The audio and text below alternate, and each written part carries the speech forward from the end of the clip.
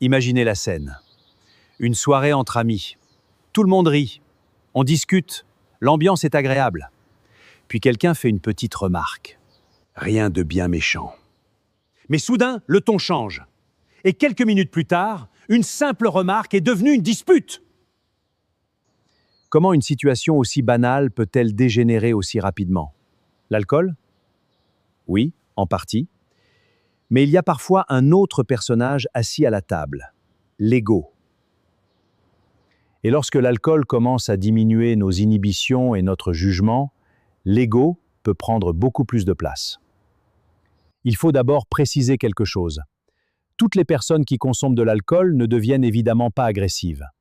Certaines deviennent plus joyeuses, d'autres plus bavardes, d'autres plus émotives.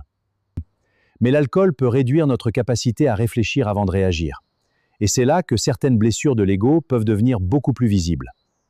À jeun, quelqu'un vous dit « tu exagères un peu ». Vous pourriez répondre « peut-être, tu as peut-être raison ». Mais lorsque les inhibitions diminuent, la même phrase peut être entendue comme « tu es ridicule ». Et l'ego réagit « ah oui, tu penses que tu es meilleur que moi ?» Le problème n'est donc plus la remarque. Le problème devient ce que notre ego croit avoir entendu. L'ego déteste perdre la face. L'ego veut être respecté. Il veut avoir raison. Il veut être reconnu. Et surtout, il déteste avoir l'impression d'être humilié devant les autres. Imaginez deux personnes qui commencent à argumenter. Au début, le désaccord est banal. Mais quelqu'un autour de la table écoute. Puis deux personnes. Puis toute la table. Et maintenant, quelque chose change. Il ne s'agit plus seulement de régler un désaccord. Il faut maintenant gagner. Parce que reculer pourrait donner l'impression de perdre la face. Alors le ton monte. Les phrases deviennent plus dures. On ressort de vieilles histoires. On prononce parfois des paroles qu'on n'aurait jamais dites quelques heures auparavant. Et l'ego murmure. Ne recule surtout pas. C'est là que le mélange peut devenir dangereux. Sous l'effet de l'alcool, certaines personnes peuvent aussi interpréter différemment ce qui se passe autour d'elles. Un regard devient une provocation. Une plaisanterie devient une attaque. Une critique devient une humiliation. Quelqu'un vous bouscule accidentellement à jeun. Excuse-moi. Pas de problème. Fin de l'histoire. Mais si l'ego est déjà sur la défensive, pourquoi tu m'as poussé? Je ne t'ai pas poussé, calme-toi. Et voilà une autre phrase que l'ego déteste entendre. Calme-toi. Parce qu'à cet instant, la personne peut avoir l'impression qu'on lui dit qu'elle perd le contrôle. Alors elle veut prouver exactement le contraire, en perdant encore davantage le contrôle. C'est un paradoxe extraordinaire. L'ego veut protéger une image. Souvent, derrière l'agressivité, il y a une question beaucoup plus profonde. Qu'est-ce que les autres pensent de moi? Certaines personnes veulent paraître fortes. D'autres veulent montrer qu'elles ne se laissent jamais manquer de respect. D'autres encore veulent absolument avoir le dernier mot. Mais être fort, ce n'est pas nécessairement répondre plus fort.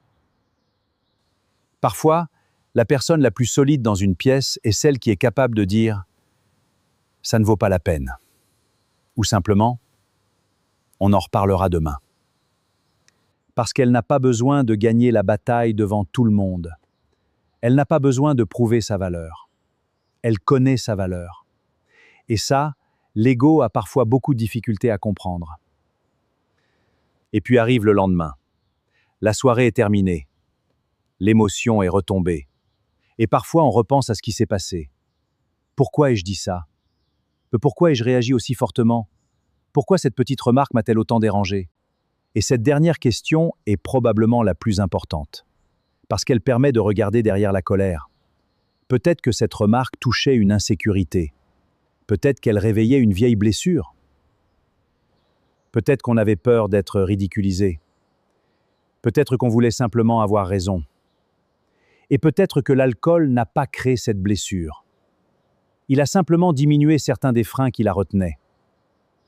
Alors, que peut-on apprendre de tout ça? La prochaine fois que vous sentez une discussion devenir inutilement intense, posez-vous une question très simple. Est-ce vraiment le problème qui me dérange ou est-ce mon ego qui se sent attaqué? Parce qu'il y a une énorme différence. On peut résoudre un problème. Mais lorsqu'on essaie seulement de protéger notre orgueil, il n'y a souvent plus rien à résoudre. Il faut simplement gagner. Et parfois, vouloir absolument gagner une petite dispute peut nous faire perdre quelque chose de beaucoup plus important. Une amitié, une relation, la confiance de quelqu'un, ou simplement notre propre dignité. Alors souvenez-vous de ceci. L'alcool ne crée pas nécessairement l'ego. Mais lorsqu'il affaiblit nos freins, certaines facettes de notre ego peuvent devenir beaucoup plus difficiles à contrôler. Et lorsque l'orgueil, la susceptibilité et le besoin d'avoir raison se retrouvent autour de la même table, le mélange peut devenir explosif. La vraie force n'est peut-être pas d'avoir le dernier mot. La vraie force, c'est parfois de savoir quand il vaut mieux ne pas le prononcer.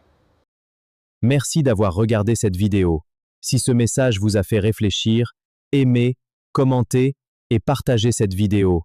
Abonnez-vous à Plaisir Passion pour ne rater aucune de mes vidéos. Merci de partager.